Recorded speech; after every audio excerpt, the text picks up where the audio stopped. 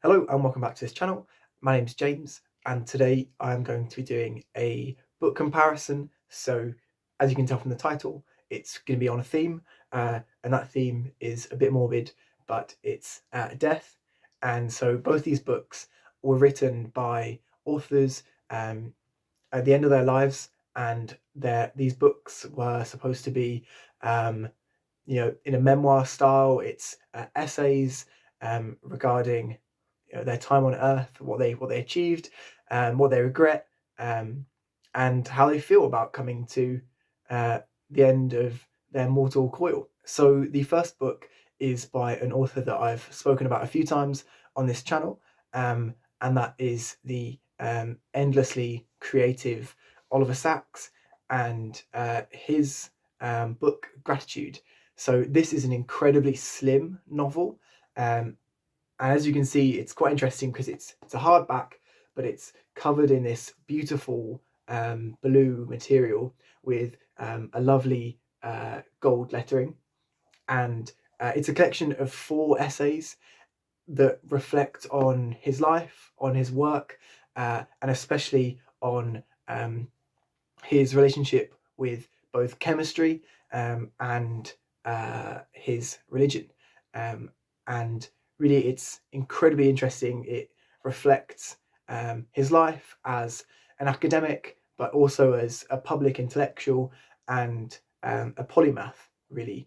I loved it, and I read it just before I read the memoirs of his childhood called Uncle Tungsten, and in that and in this, he discusses how chemistry has acted as a bedrock for his entire life, and how, no pun intended, and how in times of loss and in times of upheaval in relationships, in his work, in moving to different countries, he spent his early childhood in the UK and was sent away from London during the Second World War, and then moved to America in his late teens or early 20s.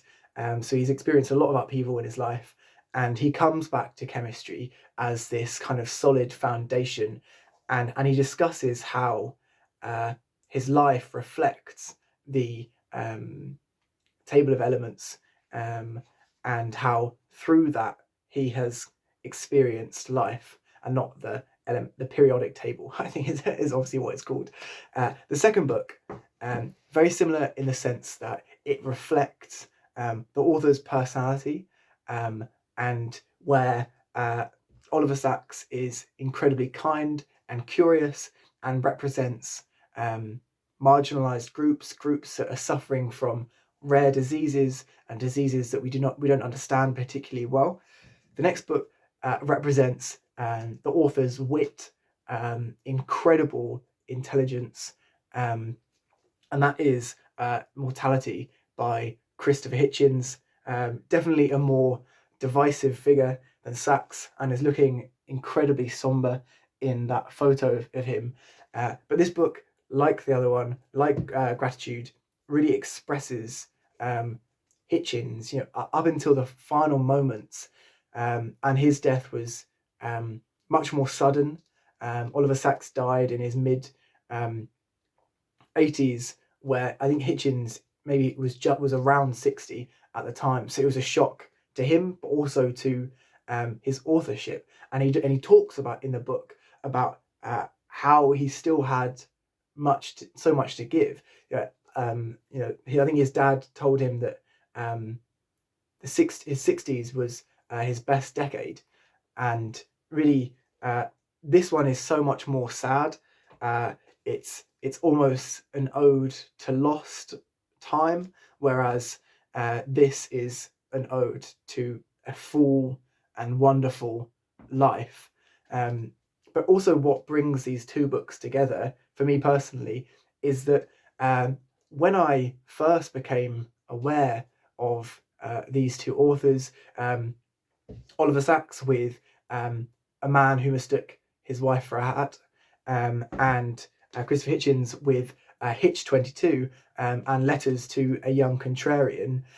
When I first I didn't realize they had died, And it was only as I was working through both their works did I realise that they both passed away.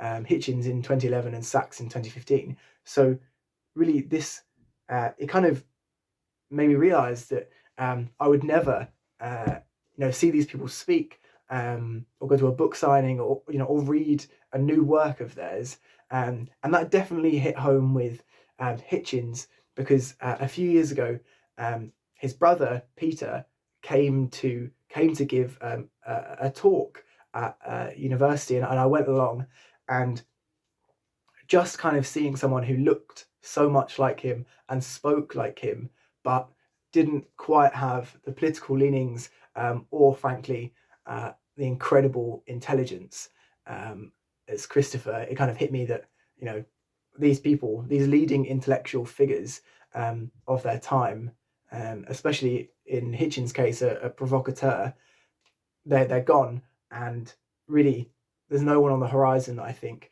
has replaced Christopher in terms of wit, and Sachs in terms of breadth of knowledge when it comes to the mind, and really literature, especially a lot of the books behind me, they're abstractions of life. Fiction is an escape from real life. Obviously, the whole world of escapism and characters that are similar to you, but really represent something, a whole new fictional world, and non-fiction, which is an abstraction of reality. Whilst it's describing reality, it is not quite there. It's still just words on a page. So to turn the lens back on humans and our mortality is challenging, especially because that these aren't they're not cold analyses of death. They were written as these men were dying, and so the great honesty that comes across, and the love of life, but also the sorrow that it's coming to an end, is incredibly challenging to read. And I cried reading both of these, which I'd never expected to, and so I would thoroughly recommend both of these. When I was thinking about making this video, I thought I would go online and see if there are other authors that have discussed coming to terms with their own death in such an open, honest way, because I came to these books separately. I didn't think, oh, I'm going to go out and search for books about authors that are dying. They both just came into my life, one through a charity shop and one through a Christmas present, in such a natural way. So I wanted to go out and see if there was more. And honestly, it seems like these two are incredibly unique within this subgenre of memoir. Obviously, there's When Breath Becomes Air, which I think is known by a lot of people, but that is a much, much longer piece. I think it's over 200 pages, and really that's a story. Whilst it's a true story, it's not kind of a deep reflection of what it means to die. That is more of the process of dying, where these two are just almost a microscope on those final moments. But if you do know of any other books that fits into this morbid genre, please let me know.